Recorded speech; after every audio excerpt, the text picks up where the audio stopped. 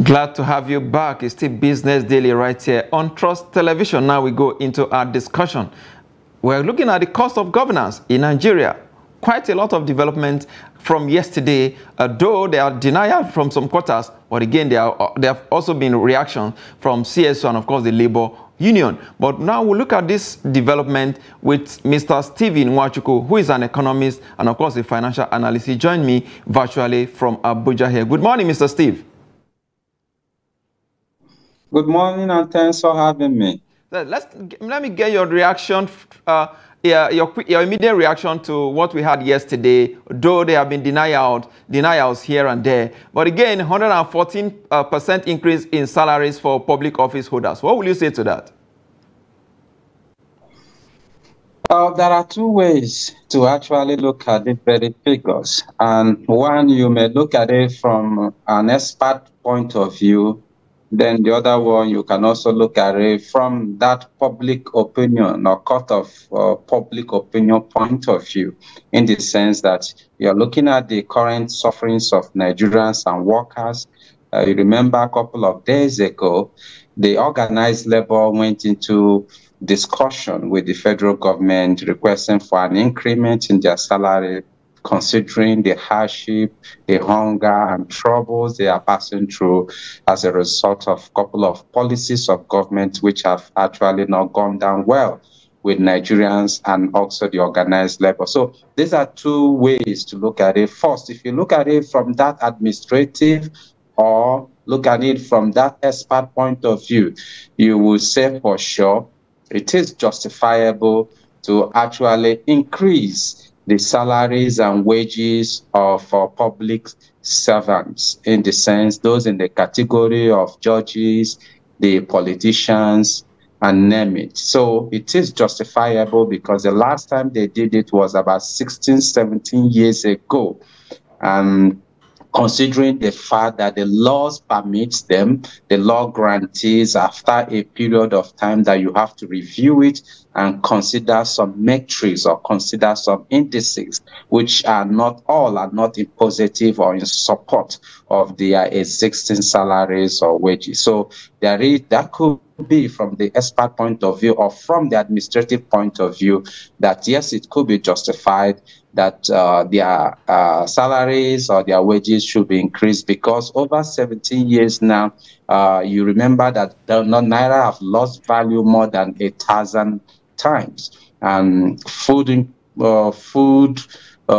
it, cost of living, and all the rest of them have also gone up. In as much as these are the top hierarchy of our those we recruit to govern our system, from that of the politician, the presidency, the National Assembly, the governors, and the rest. Yes, they are currently living large or huge.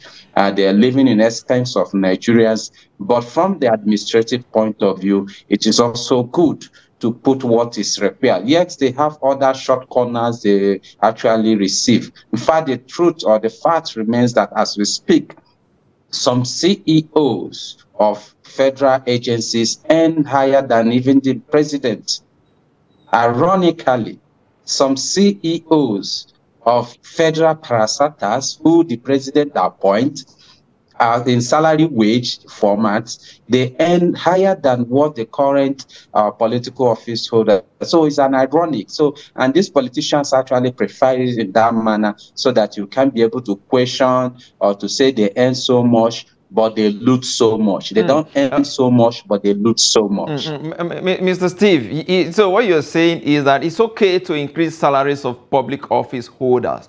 What about Nigerians that actually bears the brunt, especially when we have policy changes like we have in the case of subsidy removal? Nigerians are the direct people that are actually facing the music as it is right now. Do you think that it's just okay for public office holders to increase their own salaries and leave the Nigerians to continue to make sacrifice that they always tell us to do? Thank you. That's the second leg of what I earlier said, the second way of looking at it, which is that public opinion. What do you think the sufferings of Nigerians? These guys are also Nigerians. The point where I looked at it from the administrative, the paper aspect. Should they be paid this amount? legitimately, what they should earn legitimately. Should it be this or that? So over time, cost of living, over time, inflation have eaten drip or have eroded most of these very allowances of their take-home pay. So it is also required, because we are looking at what is right to be done. Leave their the shorthands or the short corners they often indulge in, diverting public funds and all that. But it is actually required that their salaries be reviewed. But the question is, how do you marry this? The increment of this public civil servanthood, as those who have entrusted the leadership of the nation into come to the sufferings of Nigeria. That's why I say the public opinion. It is not the right time to talk about increments in their salary. They should first fix the suffering, fix the challenges, fix those things that have been bothering Nigerians, which they have campaigned about in the last couple of months, that they are going to make life easier for Nigeria. So that should be their priority, not an increment. I am not saying that the increment is wrong. I am not also saying that the increment is wrong. It's just the timing of this very increment. You cannot be talking about increasing your own salary or increasing your own wage or take home, and now that Nigerians are actually suffering. You recently took away the fuel subsidy that the little palliative Nigerians are earning, are getting. Palliative, yes, it is a palliative for the entire nation, entire Nigeria, the fuel subsidy. You took it away, you withdrew it. Now you are introducing additional tariff on our electricity. That is additional cost for us. You are also introducing 7.5% in cost of taxes for diesel, importation of diesel. You are also devaluing Naira as we speak. The Naira exchange rate is selling above 800 Naira in the IRE window. So these are all you are taking away from the people. You are taking away their little joy. You are taking away and giving them hunger and hardship. And in the other hand, you are attempting to actually increase your own take home pay. So it does not marry together. It does not show empathy for the people. It does not show concern for the people, the millions of Nigerians that can hardly move around these days, that can hardly afford to have a 1 square meal a day. So this is the wrongest time to talk about increment for our for our public servants. So this is not the right time to even think of that. Mr. Steve, is it wrong for the public office holders to make sacrifices? Because over time, they've been telling us to make sacrifices. Like currently now, the National Assembly itself is spending about 24 billion or thereabout to renovate just their own complex alone. That is not to talk about their overheads, budget and all of that. So what do you think? Is public office holders, is it just about them, or indeed is about Nigeria, given what we are seeing? Of course, it's actually all about them.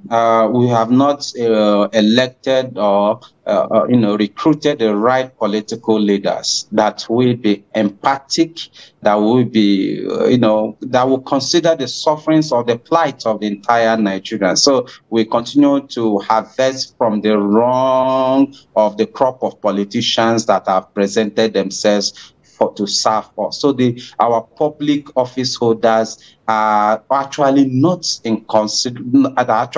considering the sufferings or the economic situations, most of these decisions. So they are not rather tightening their own belt. They are forcing Nigerians to tighten their own belt, make adjustments, make provisions, just like I talked about the fuel subsidy, the electricity tariff, the taxes, name it. All are choking Nigerians, making life more difficult for Nigerians to exit while they are living big. So they are not empathetic to the sufferings of Nigeria. They are not actually making any efforts also to, shape some of these very privileges or rights they may think they have over the finances. So the cost of governance continues to go up as we speak.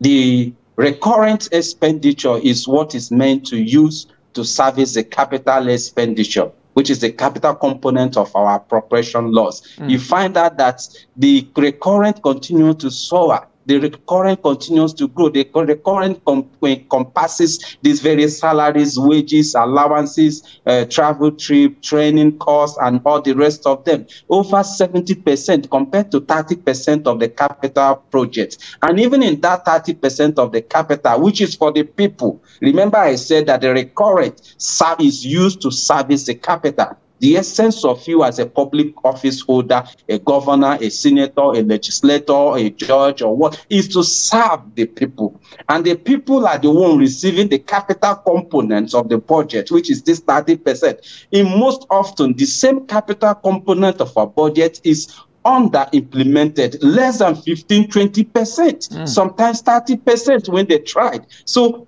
Nigerians continue to suffer. The office of the president of the citizen, the office of the president of the citizen is being neglected. Rather, these people actually do all they could to actually service their own offices in the essence of this most of these very policies or recommendations they have actually brought up. Okay, Mr. Steve, in 30 seconds, what do you think the Labour should do with regards to what has just happened now? Though there have been reactions from CSO and, of course, the Labour as well, there's also been discussion about what to do with the removal of fuel subsidy or with the federal government as well. So with what has happened now, what do you think NLC and, of course, the other unions should do with regards to what has happened?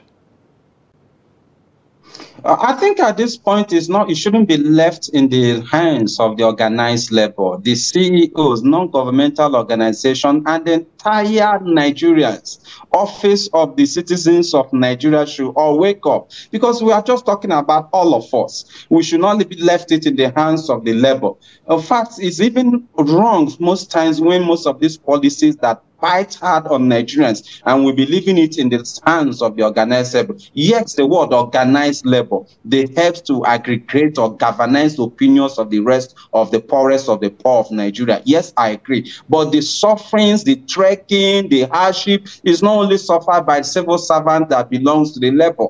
Is suffered by Nigerians. So every one of us should wake up now and speak against policies of the government, policies of this nature that is not helping our economy, is not helping Nigerians. So we all should rise. We should not left it in the hands of the CEOs or the CSOs or the labor organization. We all should rise. This policy is biting negatively hard on Nigerians, and we all should speak against it, speak through our constituencies, and speak through all forums that we have available for us. So we should not be left in the hands of labor, because I know for sure that at the end of the day, labor will be compensated by increment of their salary. What about the increment? What about the ordinary citizens that don't earn from federal government? Absolutely. Mr. Steve Nwachukwu, I must thank you for your time on Business Daily today.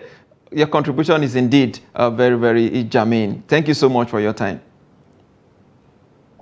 Thanks for having me. All right. And with that is a wrap on Business Daily today. I am Yusuf Akogu. Join us tomorrow for more.